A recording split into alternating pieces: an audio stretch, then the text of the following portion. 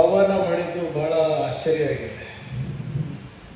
ಹಿಂದೆ ಕೂಡ ಒಂದು ತಿಂಗಳ ಹಿಂದೆ ನಮ್ಮ ಇರ್ಷಾದ್ ಅವರ ಕರಾವಳಿಯ ರಕ್ತ ಕಣ್ಣೀರು ಪುಸ್ತಕಕ್ಕೆ ಆಹ್ವಾನ ಮಾಡಿದಾಗ ಪುಸ್ತಕ ಸಬ್ಜೆಕ್ಟ್ ಏನಾಯಿತು, ನಾನು ಮಾತಾಡಿದ್ದೆ ಟ್ರ್ಯಾಕ್ ತಪ್ಪಿ ಪಾಪ ಅವ್ರ ಪುಸ್ತಕಕ್ಕಿಂತ ಹೆಚ್ಚಾಗಿ ನಾನು ಹೇಳಿದ್ದೆ ಚರ್ಚೆ ಆಯಿತು.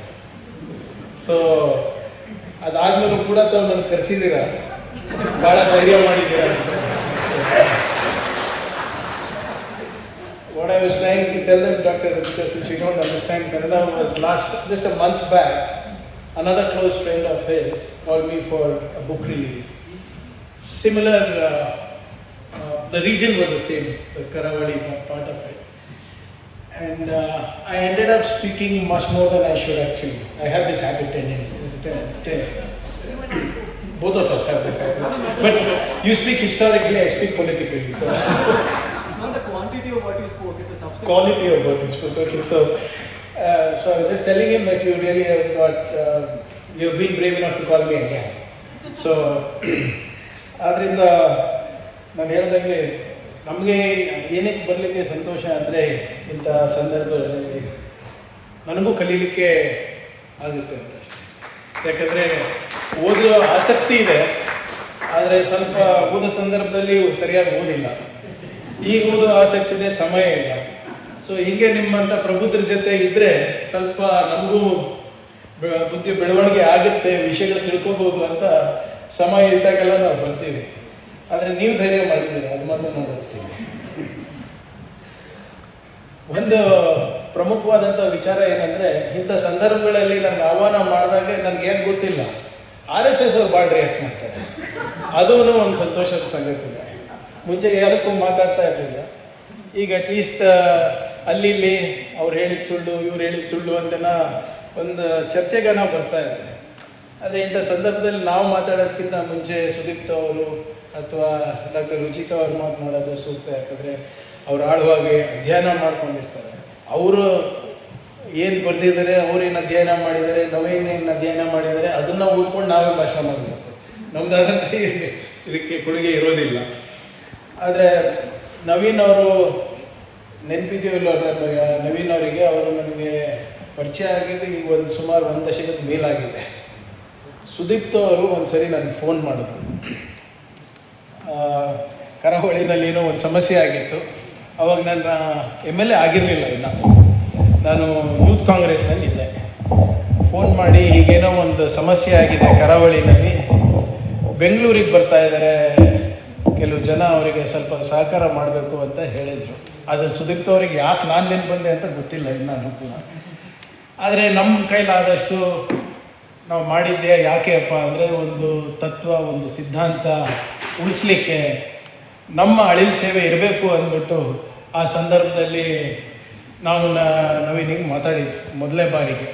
ಅದಾದಮೇಲೆ ಹಲವಾರು ವರ್ಷ ಆದಮೇಲೆ ಅವರು ಸಿಕ್ಕಿಲ್ಲ. ಮತ್ತು ಬೆಂಗಳೂರಿಗೆ ಬಂದಾಗ ಮತ್ತೊಮ್ಮೆ ಸ್ವಲ್ಪ ಒಡನಾಟ ಜಾಸ್ತಿ ಆಯಿತು. ಮತ್ತು ಈಗ ಸ್ವಲ್ಪ ಜಾಸ್ತಿ ಆಗ್ತಾಯಿದೆ. ಯಾಕಂದರೆ ಈ ಪ್ರಸ್ತುತ ವಾತಾವರಣದಲ್ಲಿ ನಾವೆಲ್ಲರೂ ಒಗ್ಗಟ್ಟಾಗುವ ಅವಶ್ಯಕತೆ ಇಲ್ಲ, ಅನಿವಾರ್ಯತೆ ಇದೆ ಅಂತ ನನ್ನ ವೈಯಕ್ತಿಕ ಅಭಿಪ್ರಾಯ. ಡಾಕ್ಟರ್ ರುಚಿಕಾ ಅವರು ಮತ್ತು ಸುದೀಪ್ತ ಅವರು ಹೇಳ್ದಂಗೆ ಇತ್ತೀಚೆಗೆ ಇತಿಹಾಸವನ್ನು ತಿರ್ಚೋದು ಒಂದು ಫ್ಯಾಷನ್ ಆಗಿದೆ ಅನ್ಸುತ್ತೆ. Especially to suit government narratives. ಸ್ವಾಮಿ ನಿಷ್ಠೆಯನ್ನು ತೋರಿಸ್ಲಿಕ್ಕೆ ಇತಿಹಾಸವನ್ನು ಹೇಗೆ ಬೇಕೆ ಹಾಗೆ ತಿರ್ಸ್ತಾ ಇದ್ದಾರೆ. You were suggesting before it was in RWA WhatsApp groups, one uncle will be there. Now it's amplified, now they are making movies. ಈಗ ವಾಟ್ಸಪ್ ಹೊರಗೆ ಬಂದು ಈಗ ಚಲನಚಿತ್ರಗಳು ಮಾಡ್ತಾರೆ. ಯಾವುದ್ಯಾವುದೋ ಫೈಲ್, ಗುಜರಾತ್ ಫೈಲ್ಸ್ ಅಂತೆ, ಕಾಶ್ಮೀರ್ ಫೈಲ್ಸ್ ಅಂತೆ, ಕೇರಳ ಸ್ಟೋರಿ ಅಂತೆ, ಕೇರಳ ಸ್ಟೋರಿ 2 ಅಂತೆ, ಈಗ ದುರಂಧರ್ ಅಂತೆ, 1, 2 ಛಾವ ಅಂತೆ. ನನಗೆ ಈಗ ಸಾಮಾನ್ಯ ಜನರು ಹೋಗಿ ನೋಡ್ಬಿಟ್ಟು ಅದು ಪ್ರಶಂಸೆ ಮಾಡಿದ್ರೆ, ಅದು 1000 ಕೋಟಿ ದಾಟಿದ್ರೆ ನನಗೆ ತೊಂದರೆ ಇಲ್ಲ. ಮೊನ್ನೆ ನಾನು ನ್ಯೂಸ್ ನೋಡಬೇಕಾದ್ರೆ ಈ ದುರಂಧರ್ ಪಿಕ್ಚರ್ ಮೊನ್ನೆ ಯಾವುದೋ ರಿಲೀಸ್ ಆದಮೇಲೆ ಒಬ್ಬರು ಹಿಸ್ಟ್ರಿ ಟೀಚರ್ ಮಾತಾಡ್ತಾರೆ. ಆ ಹಿಸ್ಟ್ರಿ ಟೀಚರ್ ಮಾತಾಡ್ಬೇಕಾದ್ರೆ ಏನಂತಾರೆ ಅಂದರೆ, ಈ ಪಿಕ್ಚರ್ ನೋಡ್ಬಿಟ್ಟು ನನ್ನ ಕಣ್ಣು ತೆರೀತು. ಇತಿಹಾಸ ನಾನು ಅನಿವಾರ್ಯವಾಗಿ ಓದಿಸ್ಬೇಕಾಗಿದೆ ನಮ್ಮ ಮಕ್ಕಳಿಗೆ, ಆದರೆ ಇದು ನಮ್ಮ ನಿಜವಾದ ಇತಿಹಾಸ ಅಂತ ಹೇಳಿದ್ರೆ ಅದು ನನ್ನ ನೋವು ತಂತು. ಇದು ಯಾರೋ ಒಬ್ಬ ಆರ್ಡಿನರಿ ಸಿಟಿಸನ್ನು ಅಥವಾ ಯಾರಿಗೆ ಇತಿಹಾಸ ಗೊತ್ತಿಲ್ವೋ ಅಥವಾ BJP ಕಾರ್ಯಕರ್ತರು ಬೇರೆ ಯಾರನ್ನ ಹೇಳಿದಿದ್ರೆ ನನಗೆ ತೊಂದರೆ ಇರ್ತಾ ಇರಲಿಲ್ಲ. ಯಾಕಂದ್ರೆ ಆ ವ್ಯಕ್ತಿ,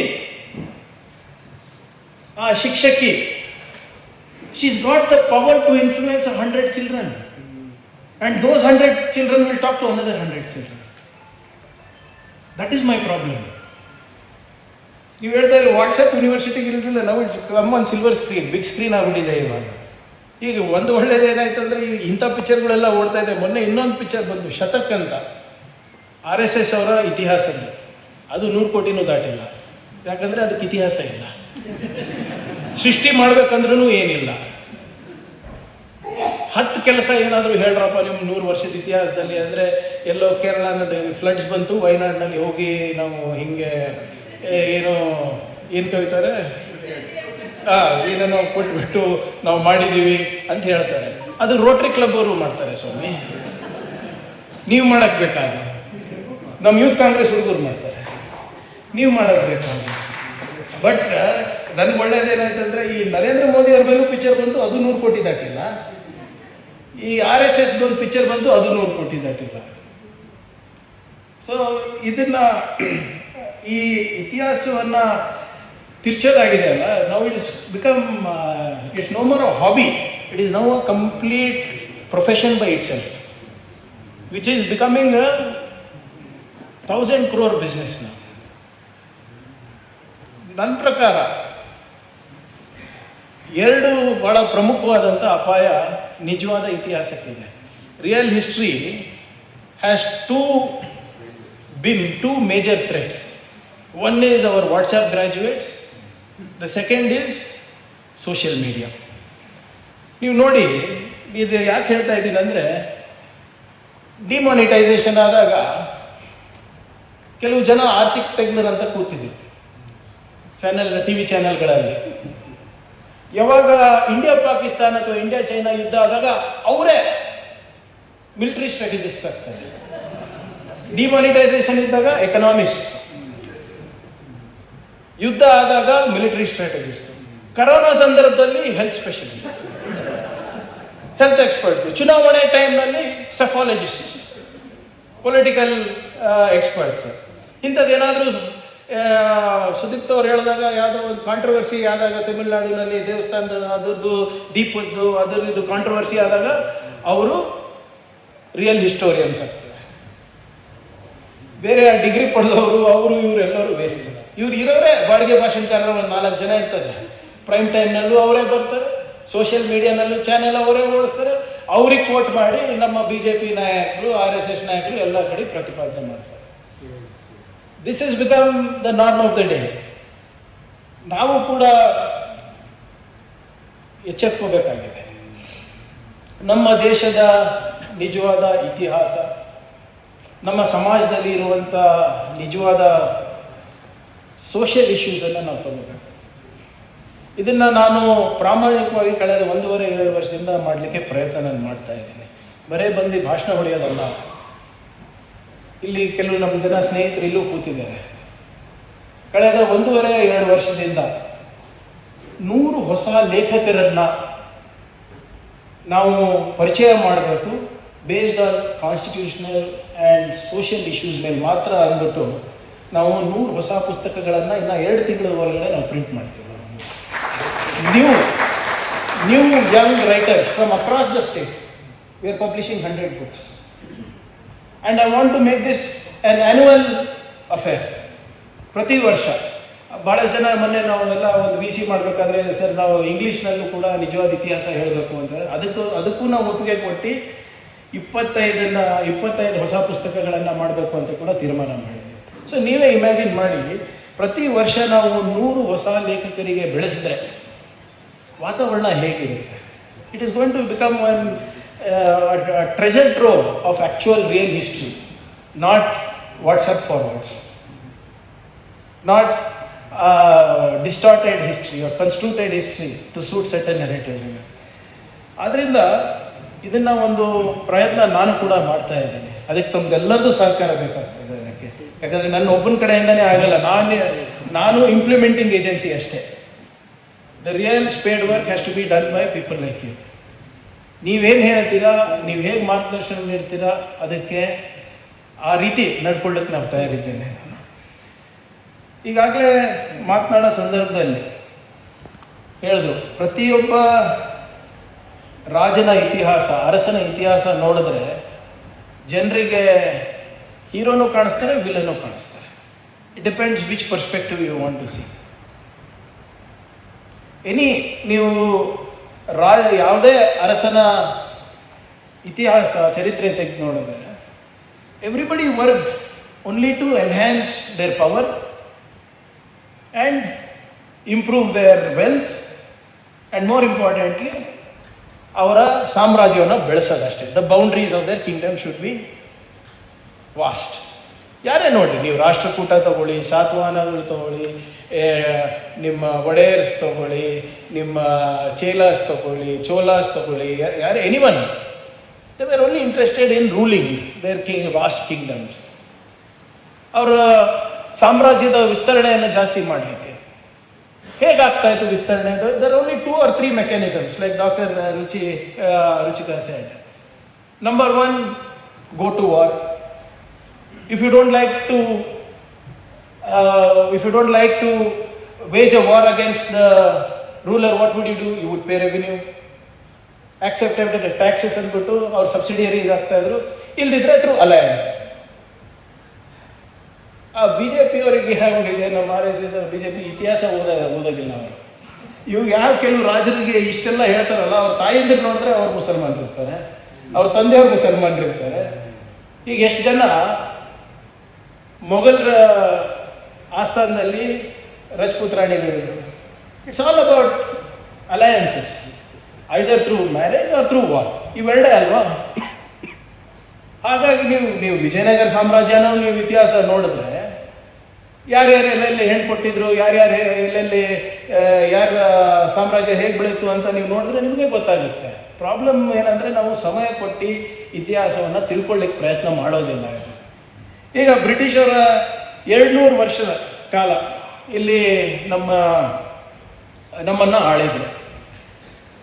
ಇವ್ರ ವಿರುದ್ಧ ಟಿಪ್ಪು ಸುಲ್ತಾನು 4 ಮೈಸೂರು ಆಂಗ್ಲೋ ಮೈಸೂರು ವಾರ್ಸ್ ಮಾಡಿದ್ರು. ಅದು ನಿಜನಾ ಸುಳ್ಳ? ನಿಜ.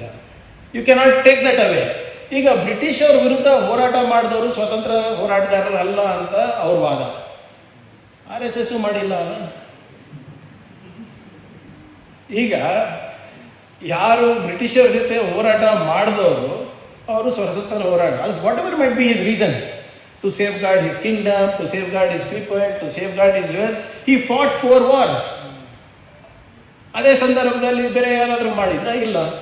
ಈಗ ಪ್ರಾಬಬ್ಲಿ ಏನಾಗಿದೆ ಅಂದರೆ, ನಾವು ಇದನ್ನು ನಾವು ಬರೇ ಒಂದು ದೃಷ್ಟಿಕೋನದಿಂದ ನೋಡೋದ್ರಿಂದ ಹೀಗೆ ನೋಡ್ತಾ ಇದ್ದೇವೆ. ನಾನು ಮೊನ್ನೆ ಈಗ ಕೆಲವು ವರ್ಷದ ಹಿಂದೆ ನಾನು ಇಂಗ್ಲೆಂಡಿಗೆ ಹೋಗಿದ್ದೆ.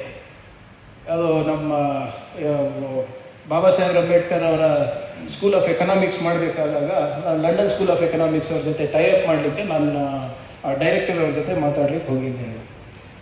ಅಲ್ಲಿ ಹೋದಾಗ ಸ್ವಲ್ಪ ಬಿಡುವಿದ್ದಾಗ ವಿಕ್ಟೋರಿಯಾ ಆಲ್ಬರ್ಟ್ ಮ್ಯೂಸಿಯಮಿಗೆ ಹೋದೆ ನಾನು. ಆ ವಿಕ್ಟೋರಿಯಾ ಆಲ್ಬರ್ಟ್ ಮ್ಯೂಸಿಯಂನಲ್ಲಿ ಒಂದು ದೊಡ್ಡ ಶೋಕೇಸ್ನಲ್ಲಿ ಆಲ್ಮೋಸ್ಟ್ ಲೈಫ್ ಸೈಜ್ ಒಂದು ಹುಲಿ ಇಟ್ಟಿದ್ದಾರೆ. ಆ ಹುಲಿ ಒಬ್ಬ ಬ್ರಿಟಿಷ್ ಸೋಲ್ಜರ್ ಮೇಲೆ ಆಕ್ರಮಣ ಮಾಡ್ತಾ ಇದೆ. So there is British soldier being attacked by the tiger. ಅದು ಮಾಡಿಸಿದ್ರು ಟಿಪ್ಪು ಸುಲ್ತಾನ್.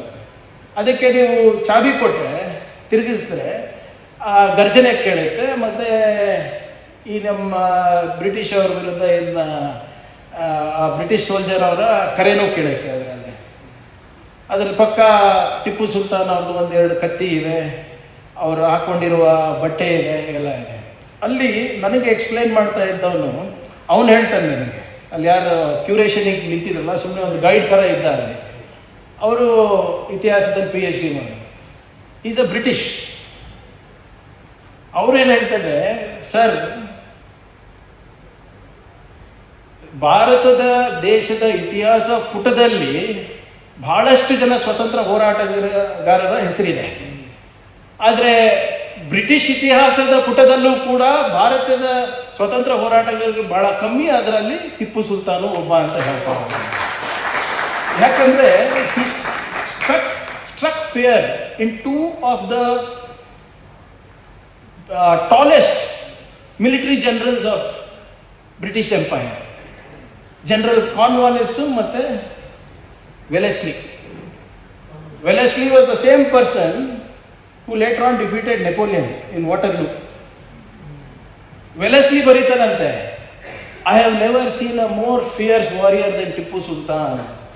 ಕಾರ್ನ್ವಾಲಿಸಿಗೆ ಎತ್ತಂಗಡಿ ಮಾಡಿದ್ದು ಕೂಡ ಅದಕ್ಕೆ. ಸೊ ಅದರಿಂದ ಇದು ನಾವು ತಿಳ್ಕೋಬೇಕಾಗುತ್ತೆ. ಅಲ್ಲಿ ಹೋದಾಗ ನನಗೆ ಗೊತ್ತಾಯಿತು how they hold Tipu Sultan in high esteem as a military strategist ಅಂತ. ಇವತ್ತು ನಾವೇನು ರಾಕೆಟ್ಸ್ ಎಲ್ಲ ಇವಾಗ ನೋಡ್ತಾ ಇದ್ದೀವಿ, ಅದನ್ನು ಪ್ರಾಯೋಗಿಕವಾಗಿ ಅಳವಡಿಸ್ಕೊಂಡಿದ್ದು as a strategy Tipu Sultan ಅಂತ ಭಾಳ ಸ್ಪಷ್ಟವಾಗಿ ಅವ್ರು ಹೇಳ್ತಾರೆ. ಆ ಮುಂಚೆ ಅದಕ್ಕೆ ಟಿಪ್ಪು ಸುಲ್ತಾನ್ ರಾಕೆಟ್ ಅಂತಾನೆ ಹೇಳ್ತಾ ಇದ್ರಂತೆ ಇವರು ಬ್ರಿಟಿಷರು. ಅವರು ಒಂದು ಪುಸ್ತಕ ಬರೆದಿದ್ದಾರೆ ಟಿಪ್ಪು ಸುಲ್ತಾನ್ ಅವರು, ಒಂದು ಕೈಪಿಡಿ, ಫತುಲ್ ಮುಜಾಹಿದೀನ್ ಅಂತ. ಅದರಲ್ಲಿ ಭಾಳ ಡೀಟೇಲ್ಡ್ ಆಗಿ ರಾಕೆಟ್ಸ್ ಬಗ್ಗೆ ಒಂದು ಮ್ಯಾನ್ಯುವಲ್ ಮಾಡ್ತಾರೆ. ಮೇಕ್ ಇನ್ ಮೈಸೂರು, ಇವಾಗೆಲ್ಲ ಮೇಕ್ ಇನ್ ಇಂಡಿಯಾ ಅಂತ ಹೇಳ್ತಾ ಇದ್ದೀರಲ್ಲ, ಅವಾಗೇ ಟಿಪ್ಪು ಸುಲ್ತಾನ್ ಅವರು ಮೇಕ್ ಇನ್ ಮೈಸೂರು ಮಾಡಬೇಕು ಅಂದ್ಬಿಟ್ಟು ಈ ರಾಕೆಟ್ ತಂತ್ರಜ್ಞಾನವನ್ನು ತಿಳ್ಕೊಳ್ಳಿಕ್ಕೆ ಫ್ರಾನ್ಸಿಂದ ಇರ್ಬೋದು, ಇಂಗ್ಲೆಂಡ್ ಇರ್ಬೋದು, ಅಲ್ಲಿಂದ ಟೆಕ್ನಿಷಿಯನ್ಸಿಗೂ ಇಂಜಿನಿಯರ್ಸಿಗೂ ಕೂಡ ಕರೆಸ್ಬಿಟ್ಟು ಇಲ್ಲೇ ಒಂದು ಮ್ಯಾನುಫ್ಯಾಕ್ಚರಿಂಗ್ ಇದನ್ನು ಮಾಡ್ತಾರೆ. ಏನೋ ಒಂದು ಹಬ್ ಮಾಡಲಿಕ್ಕೆ ಪ್ರಯತ್ನ ಮಾಡ್ತಾರೆ ಇಲ್ಲಿ ನಮ್ಮ ಮೈಸೂರಿನಲ್ಲಿ. ಇಲ್ಲಿ ನಮ್ಮ SP ರೋಡ್ ಗೊತ್ತಲ್ಲ ನವೀನವ್ರೆ, SP road is now known for other things, computer parts ಅದು ಇದು ಎಲ್ಲ. ನಮ್ಮ ಇತಿಹಾಸ ಎಷ್ಟು ಚೆನ್ನಾಗಿದೆ ನೋಡಿ. SP road apparently was called Taramandala Pete. ಮುಂಚೆ ಯಾವುದೋ ಒಂದು ಪುಸ್ತಕದಲ್ಲಿ ಓದ್ತಾ ಇದೆ, ಬೆಂಗಳೂರು ಪುಸ್ತಕದಲ್ಲಿ, ತಾರಾಮಂಡಲ ಪೇಟೆ ಅಂತ ಕರೀತಾ ಇದೆ ಅಂತ. ಯಾಕೆ ತಾರಾಮಂಡಲ ಪೇಟೆ ಅಂದರೆ ಟಿಪ್ಪು ಸುಲ್ತಾನಿನ rocket foundry was in SP road ಅಂತೆ. ಸೊ ಅಲ್ಲಿ ಏನೇನು ಪ್ರಯೋಗ ನಡೀತಾ ಇತ್ತು, ಗನ್ ಪೌಡರ್ ಜೊತೆ ಇರ್ಬೋದು ಮತ್ತು ರಾಕೆಟ್ ಜೊತೆ ಇರ್ಬೋದು, ಸಂಜೆ ಹೊತ್ತಲ್ಲಿ ಮೇಲೆ ಹೋಗಿ ಅದು ವಿಸ್ಫೋಟ ಆದಾಗ ಆಕರ್ಷಣೆ ಕಾಣಿಸ್ತಾ ಇರ್ತದೆ, ತಾರೆಗಳ ಥರ ಕಾಣಿಸ್ತಾ ಇತ್ತು ಅಂದ್ಬಿಟ್ಟು. ಸೊ ನಕ್ಷತ್ರಗಳ ಥರ ಕಾಣಿಸ್ತಾ ಇತ್ತು ಅಂದ್ಬಿಟ್ಟು ತಾರಾಮಂಡಲ ಅಂತ ಇತ್ತು ಅದಕ್ಕೆ ಹೆಸರು, Taramandala Pete. Of course innovation back then was different, now they're innovating in a different way SP road. But ಆದರೂ ಕೂಡ innovation is not stop, that is the good thing.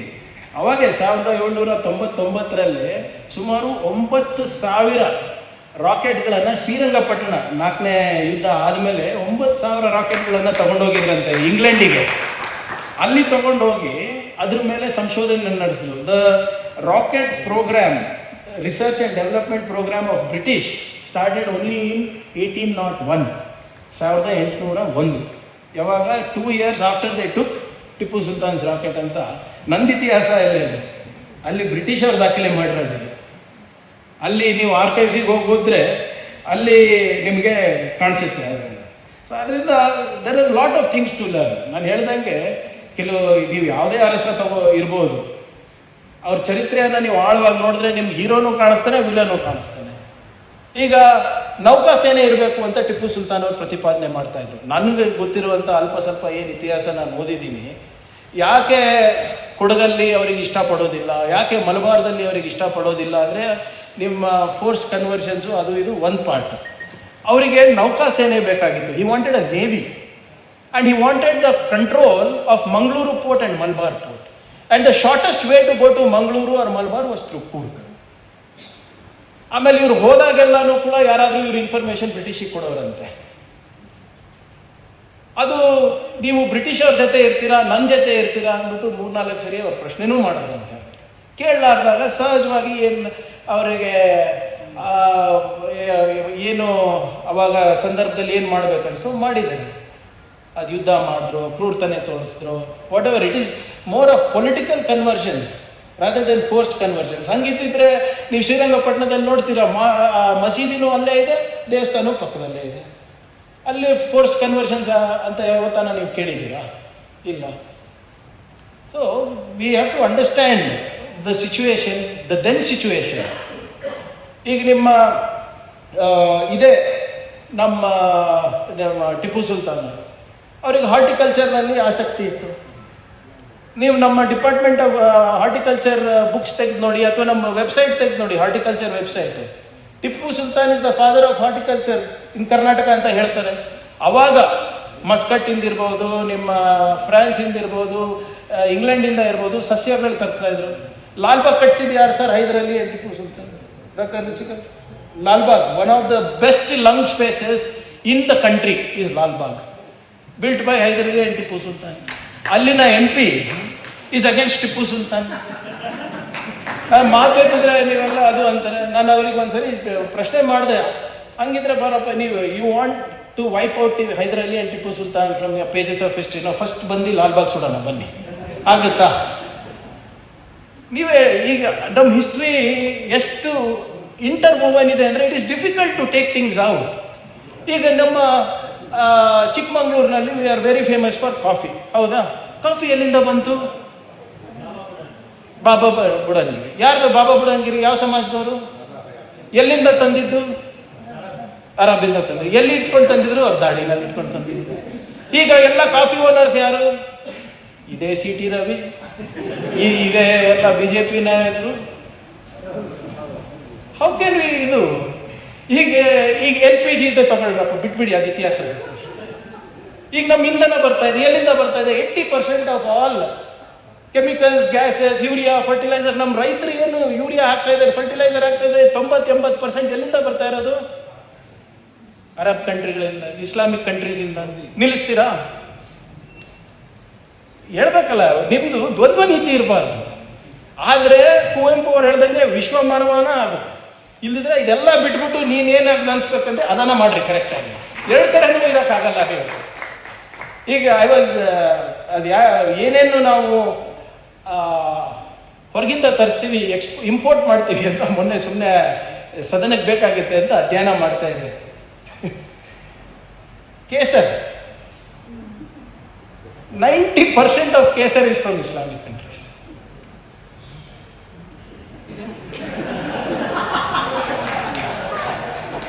ಈಗ ಇದು ಹೇಳಿದ್ರೆ ನಾಳೆ ತಿಲಕ ಹಾಕೊಳ್ಳೋದು ನಿಲ್ಲಿಸ್ತಾರ? ಈಗ ನಿಜವಾಗ್ಲೂ ನಾಮ ಹೇಗೆ ಮಾಡಬೇಕು? ನಾಟ್ ಥ್ರೂ ಕೆಮಿಕಲ್ಸ್ ಅಲ್ಲ. ಮುಂಚೆ ಕೇಸರಿ ತಾನೇ ಹಾಕ್ತಾ ಇದ್ವಿ. केसर तो केसर से ही बनना है ना उसको, बट वो तो इस्लामिक कंट्रीಸ್ ಯಾರ ಮತ್ತವ್ರಿಗೆ ಇದು ಹೇಳಿದ್ರೆ ಇಲ್ಲ ಅವಾಗ ಅಖಂಡ ಭಾರತ ಇದೆ ಅಂತ. ಇವ್ರ ಕಡೆ logic, you cannot talk logically to them. So ಆದ್ರಿಂದ ನಾವು ಯಾಕೆ ಇದೆಲ್ಲ ಹೇಳ್ತಾ ಇದ್ದೀನಿ ಅಂದರೆ, ನಾವು ನಮ್ಮ ಯುವ ಪೀಳಿಗೆ ಇದನ್ನ ಸ್ವಲ್ಪ ತಿಳಿಸ್ಬೇಕಾಗ್ತದೆ. ಆಗಿನ ಸಂದರ್ಭಗಳೇನು, ಆಗಿನ ಸನ್ನಿವೇಶಗಳೇನು ಅಂತ. ಸಿ ಹಿಸ್ಟ್ರಿ ನೀವು ಕೆಣಕಕ್ಕೆ ಹೋದರೆ ಸಿಕ್ಕಾಕೋತೀವಿ. ನೀವು ಹೇಳ್ದಾಗೆ ನೀವು ಯಾವುದೇ ಮಸ್ಜಿದ್ ಕೆಡಿದ್ರು ದೇವಸ್ಥಾನ ಸಿಗಬಹುದು. ದೇವಸ್ಥಾನ ಕೆಡಿದ್ರೆ ಸ್ತೂಪ ಸಿಗುತ್ತೆ.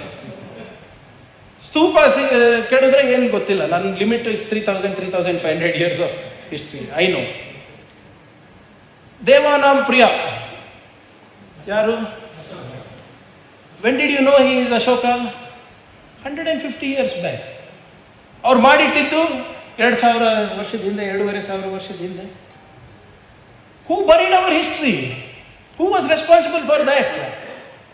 ಕನಿಷ್ಕ ಯಾರು ಗೊತ್ತಿಲ್ಲ, ಹರ್ಷವರ್ಧನ ಯಾರು ಗೊತ್ತಿಲ್ಲ, ಗುಪ್ತ ಡೈನೆಸ್ಟಿ ಬಗ್ಗೆ ಹೆಚ್ಚು ಗೊತ್ತಿಲ್ಲ, ಮೌರ್ಯನ್ ಬಗ್ಗೆ ಹೆಚ್ಚು ಗೊತ್ತಿಲ್ಲ, ಅಶೋಕನ ಬಗ್ಗೆ ಎಲ್ಲಿ ಬೆಂಗಾಲಿಂದ ಹಿಡ್ಕೊಂಡು ಗುಜರಾತ್ ತನಕ ಅವರ ಶಾಸನಗಳು ಸಿಕ್ತು, ಕಾಶ್ಮೀರಿಂದ ಹಿಡ್ಕೊಂಡು ಶ್ರೀಲಂಕಾ ತನಕ ಅವ್ರ ಶಾಸನ ಸಿಕ್ತು, ಇನ್ನೂ ಸಿಗ್ತಾ ಇದೆ. ಆದರೆ ಯಾರಪ್ಪ ಆ ಇತಿಹಾಸವನ್ನು ಮುಚ್ಚಿಟ್ಟಿದ್ದು? ನಮ್ಮ ಇತಿಹಾಸ, ನಿಜವಾದ ಇತಿಹಾಸ ಪಾಲಿ ಮತ್ತು ಪ್ರಾಕೃತನಲ್ಲಿರೋದು, ಸಂಸ್ಕೃತದಲ್ಲಿಲ್ಲ. ಕ್ಷಮಿಸ್ಬೇಕು, ಅದಕ್ಕೆ ಅಧ್ಯಯನ ಆಗಬೇಕು. ಪಾಲಿ ಮತ್ತು ಪ್ರಾಕೃತ, ಅದು ಆಡು ಭಾಷೆಗಳಿತ್ತು ಅವಾಗ. ಅದಕ್ಕೆ ಅವಾಗ ಖರ್ಗೆ ಸಾಹೇಬ್ರು ಏನು ಮಾಡಿದರು ಅಂದರೆ ಒಂದು ಇನ್ಸ್ಟಿಟ್ಯೂಟ್ ಆಫ್ ಪಾಲಿ ತೆಗೆದರು. ಅವಾಗ ಪ್ರಣಬ್ ಮುಖರ್ಜಿ ಅವರಿಗೆ ಮಾತಾಡಿ, ದಯವಿಟ್ಟು ನಮ್ಮ ಇತಿಹಾಸವನ್ನು ನಾವು ತಿಳ್ಕೋಬೇಕು ಅಂದರೆ please announce institute of Pali ಅಂತ ಹೇಳೋದು. ಪಾಪ ಪ್ರಣಬ್ ಮುಖರ್ಜಿ ಅವರು he granted 10 crores for institute for research in Pali language. ಎಲ್ಲಿ ಮಾಡೋಣ ಅಂತ ಹೇಳಿದ್ರು, ಕ್ವೈಟ್ ನ್ಯಾಚುರಲಿ ಖರ್ಗೆ ಸಾಹೇಬರು ಅಲ್ಲಿ institute of Pali Kalaburagi university ಕೊಡಿ ಅಂತ ಹೇಳೋದು. ಬಟ್ ಅದು ಎಷ್ಟು ಅಸಹನೆ ನೋಡಿ. ಅದೇನು ಖರ್ಗೆ ಅವ್ರ private institute, it is Gulbarga ಯೂನಿವರ್ಸಿಟಿನಲ್ಲಿ ಅಧ್ಯಯನ ಪೀಠ. ಅದು DC ಕೂಡ್ತಾರೆ, ಅದರಲ್ಲಿ CEO ಕೂಡ್ತಾರೆ, ನಿಮ್ಮ ಕನ್ನಡ ಕಲ್ಚರ್ ಡಿಪಾರ್ಟ್ಮೆಂಟ್ ಅವ್ರು ಇರ್ತಾರೆ, ನಮ್ಮ ಕುಟುಂಬದವ್ರು ಯಾರೂ ಇಲ್ಲ ಅದರಲ್ಲಿ. ಆದರೆ ನೀವು ವಾಟ್ಸಪ್ ತೆಗೆದು ನೋಡಿ, ವಾಟ್ಸಪ್ನಲ್ಲಿ ನನ್ನ ಹೆಸರಿದೆ, whatever it is. So if you want to know the real history of anybody, ನಾವು ಆಳವಾಗಿ ಅಧ್ಯಯನ ಮಾಡಿ. ಆಮೇಲೆ ಈಗ ಓದೋ ಹ್ಯಾಬಿಟ್ ಹೋಗ್ತಾ ಇದೆ. ಸೊ ಆದ್ದರಿಂದ ನಾವು ಏನು ಅಧ್ಯಯನ ಮಾಡ್ತಾ ಇದ್ದೀವಿ ಅದನ್ನು ಕೂಡ ನಮ್ಮ ಯುವಕರಿಗೆ ಯಾವ ರೀತಿ ಈ ಹೊಸ ದ ನ್ಯೂ ಫಾರ್ಮ್ಸ್ ಆಫ್ ಕಮ್ಯುನಿಕೇಷನ್ನಲ್ಲಿ ಹೇಳ್ಕೊಡ್ಬೇಕಾಗ್ತದೆ. ನಾನು ಹೇಳ್ದಂಗೆ somehow logic is not very strong nowadays in our society. Tipu Sultan patronized 150 temples. ಅದು ಯಾರು ಹೇಳಲ್ಲ. ಅದು ಯಾವುದೋ ರಾಜಕೀಯ ಕಾರಣಕ್ಕೋ, ಪೊಲಿಟಿಕಲ್ ಕಂಪಲ್ಷನ್ನು ಅಥವಾ ಬೇರೆ ಕಾರಣಕ್ಕೋ ಒಂದು 10 ಧ್ವಂಸ ಮಾಡಿರ್ಬೋದು, ಇಲ್ಲ ಅಂತ ಇಲ್ಲ, ಬೇರೆಯವರು ಮಾಡಿದ್ದಾರೆ. ಈಗ ಮರಾಠರ ಬಗ್ಗೆ ಬೆಂಗಾಲ್ನಲ್ಲಿ ಏನು ಅಭಿಪ್ರಾಯ ಇದೆ ಕೇಳಿ. ಇಲ್ಲಿ ನಾವು ಒಪ್ತೀವಿ ಅವರಿಗೆ, ಇಲ್ಲಿ ಅವರಿಗೆ ಆಚರಣೆ ಮಾಡ್ತೀವಿ. ಬೆಂಗಾಲ್ನಲ್ಲಿ ಏನು ಮಾಡ್ತಾರೆ ಅದು ಕೇಳಿ. ಮತ್ತು ನಮ್ಮ ಬಗ್ಗೆ, ರಾಷ್ಟ್ರಕೂಟಗಳ ಬಗ್ಗೆ ಗುಜರಾತ್ನಲ್ಲಿರ್ಬೋದು ಅಥವಾ ನಿಮ್ಮ ಮಧ್ಯಪ್ರದೇಶದಲ್ಲಿರ್ಬೋದು, ಅವ್ರ ಅಭಿಪ್ರಾಯ ಏನಿದೆ ಕೇಳಿ. ನಾನು ಹೇಳ್ದಂಗೆ you are hero for some, you are villain for some. But ನಾವು ಅದನ್ನು ಸರಿಯಾದ ರೀತಿಯಾಗಿ ತಿಳ್ಕೋಬೇಕು. ಹೌದು, ಎಲ್ಲನೂ ನಮ್ಮ ಪ್ರಕಾರನೇ ಆಗೋದಿಲ್ಲ, ಆದರೆ ದ್ವಂದ್ವ ನೀತಿ ಇರಬಾರ್ದು ಅಂತ ಅಷ್ಟೇ ನಾನು. ಸೊ ಆದ್ದರಿಂದ ನಾನು ಹೆಚ್ಚೇನು ಮಾತಾಡ್ಲಿಕ್ಕೆ ಹೋಗೋದಿಲ್ಲ. ಇವತ್ತು ಏನು ಹೈದರಾಲಿ ಮತ್ತು ಟಿಪ್ಪು ಸುಲ್ತಾನ್ ಅವರ ಈ ಚರಿತ್ರೆಯನ್ನು ತಾವು ಮಾಡಿದ್ದೀರಾ, ಸ್ವಲ್ಪ ನಮ್ಮ ಗ್ರಾಮೀಣ ಲೈಬ್ರರಿಗೂ ಕೊಡಿಸಿ ಸ್ವಲ್ಪ ದಯವಿಟ್ಟು. ಈಗ ನಾನು ಹೇಳ್ದಂಗೆ ಹೋದ ಬಾರಿ ಒಂದು 500 ಕೃತಿಯನ್ನು ನಾವು ನಮ್ಮ ಇದಕ್ಕೆ ತೊಗೊಂಡಿದ್ವಿ, ಇರ್ಷಾದ್ ಅಂತ. ಇದನ್ನು ಕೂಡ 500 ಇದು ನಮ್ಮ ಗ್ರಾಮೀಣ ಲೈಬ್ರರಿಗಳಿಗೆ ತಗೋಬೇಕಾಗ್ತದೆ. ಯಾಕಂದರೆ ನಮ್ಮಲ್ಲಿ 6000 ಲೈಬ್ರರಿಗಳು, ಅಂದರೆ ಹಂತವಾಗಿ ಮಾಡಬೇಕಾಗ್ತದೆ. ಇಲ್ಲದ್ರೆ ಮತ್ತೆ ಅದಕ್ಕೂ CAG ಆಬ್ಜೆಕ್ಷನ್ ಆಗ್ತದೆ. ಯಾವುದಕ್ಕೆ ಹಾಕಬೇಕು ಹಾಕೋದಿಲ್ಲ, ಇಂಥದಕ್ಕೆ ಹಾಕೋದು ಕೂತ್ಕೊಳ್ತಾರೆ. ಯಾಕಂದರೆ ನಮ್ಮ ಲೈಬ್ರರಿಗಳು ಏನಾಗ್ಬಿಟ್ಟಿತ್ತು, ಕಳೆದ ಹಿಂದಿನ ಸರ್ಕಾರದಲ್ಲಿ ನಾವು ಮಕ್ಕಳು ಓದಬೇಕಾಗಿರುವಂಥ ಪುಸ್ತಕಗಳು ಬಿಟ್ಟು ಈ ಬಾಡಿಗೆ ಭಾಷಣಕಾರರು ಇದ್ದಾರೆ ಅಲ್ಲಿ, ಅವ್ರ ಚರಿತ್ರೆ, ಅವ್ರು ಬರೆದಿದ್ದಂಥ ಎಕ್ಸ್ಪರ್ಟ್ ಪುಸ್ತಕಗಳು. ಲಾಸ್ಟ್ ಟೈಮ್ ಪಠ್ಯ ಪುಸ್ತಕ ಪರಿಷ್ಕರಣೆ ಯಾರು ಅವ್ರು ಬರ್ದಿರೋದು, ಇನ್ನೊಬ್ಬ ಚಕ್ರವರ್ತಿ ಇದೆ ನೋಡಿ ಅವನು ಬರ್ದಿರೋದು, ಅಂಥವ್ರದ್ದೆಲ್ಲರೂ ಇರ್ತದೆ. ಅವೆಲ್ಲನೂ ಶುದ್ಧೀಕರಣ ಮಾಡಿದ್ದೀನಿ. It's taken me a year and a half. ಈಗ ಮುಂದೆ ಇದನ್ನು ಹಾಗಾಗಬಾರ್ದು ಅಂತ ಒಂದು ಸಮಿತಿ ಕೂಡ ರಚನೆ ಮಾಡಿಬಿಟ್ಟು ಏನಿದ್ರು ನಾವು ಆ ಪುಸ್ತಕ ಈ ಪುಸ್ತಕ let it be the truth, ಸತ್ಯ ಇರಲಿ ಅಷ್ಟೇ. ಸಂವಿಧಾನದ ಮೌಲ್ಯಗಳನ್ನು ಆಚರಣೆ ಮಾಡುವಂಥದ್ದು, ಭ್ರಾತೃತ್ವವನ್ನು ಆಚರಣೆ ಮಾಡುವಂಥದ್ದು, ಮತ್ತು ವರ್ತಮಾನದಲ್ಲಿ ಅವಶ್ಯಕತೆ ಬೇಕಾಗಿರುವಂಥ ಪುಸ್ತಕಗಳಿರಬೇಕು. ಕಾಂಪಿಟೇಟಿವ್ ಎಕ್ಸಾಮ್ಸ್ ಇರ್ಬೋದು, ನಿಮ್ಮ ಜನರಲ್ ನಾಲೆಜ್ ಇರ್ಬೋದು, ಹಿಸ್ಟ್ರಿ ಇರ್ಬೋದು, ಎಕನಾಮಿಕಲ್ ಪುಸ್ತಕಗಳಿರ್ಬೋದು, ಇಂಥವು ಇರಬೇಕು. ಅದು ಇದು ಬಿಟ್ಟು ನಾವು ಈ ಬರೀ RSS ಪುಸ್ತಕಗಳನ್ನು ಇಟ್ಬಿಟ್ರೆ ನಮ್ಮ ಸಮಾಜ ಹಾಳಾಗುತ್ತೆ. ಸೊ ಇದು ಅದರಿಂದ ಮತ್ತೆ ನಾಳೆ ಇದಕ್ಕೇನು ಪ್ರತಿಕ್ರಿಯೆ ಕೊಡ್ತಾರೋ ಗೊತ್ತಿಲ್ಲ. ಬಟ್ ಒಂದು ಸಂತೋಷ ಅಂದರೆ ಮಾತಾಡ್ಲಿಕ್ಕೆ ಆರಂಭ ಮಾಡಿದ್ದಾರೆ, ಆದರೆ ನೇರವಾಗಿ ನನ್ನ ಹತ್ರ ಮಾತಾಡ್ತಾ ಇಲ್ಲ. ಅದು ಬಂದಿರೋದು problem. ಯಾವಾಗ ನನ್ನ ಹತ್ರ ನೇರವಾಗಿ ಮಾತಾಡಿದ್ರೆ ಇನ್ನು ಸ್ವಲ್ಪ ಅವರ ಸಂಸ್ಥೆ ಬಗ್ಗೆ ಅವರು ಹೆಚ್ಚು ಬೆಳಕು ಚೆಲ್ಬಹುದು, ನಾವು ಕೂಡ ತಿಳ್ಕೊಬಹುದು. ಸುಮ್ಮನೆ ಪೇಪರ್ನಲ್ಲಿ ಬಂದು ಒಂದ್ಸರಿ ಶಾಖಾ ವಿಸಿಟ್ ಮಾಡಿ ಅಂತ ಹೇಳಿದ್ದಾರೆ, ಆಯ್ತಪ್ಪ ಬರ್ತೀನಿ ಅಂದರೆ ಯಾವ ಶಾಖಕ್ಕೆ ಹೋಗೋದು ಗೊತ್ತಿಲ್ಲ. ಏನು ನೇರವಾಗಿ ನಾಗ್ಪುರಲ್ಲಿ ದೀಕ್ಷೆ ಕೊಡ್ತಾರೋ ನೋಡು, ಅದಕ್ಕೂ ರೆಡಿ ಇದ್ದೀವಿ. ಆದ್ದರಿಂದ ಇವತ್ತು ಇಂಥ ಪುಸ್ತಕಗಳು, ನವೀನಂಥ ಲೇಖಕರನ್ನು ನಾವೆಲ್ಲರೂ ಪ್ರೋತ್ಸಾಹ ಮಾಡಬೇಕಾಗಿರುವ ನಮ್ಮ ಜವಾಬ್ದಾರಿಯಾಗಿದೆ.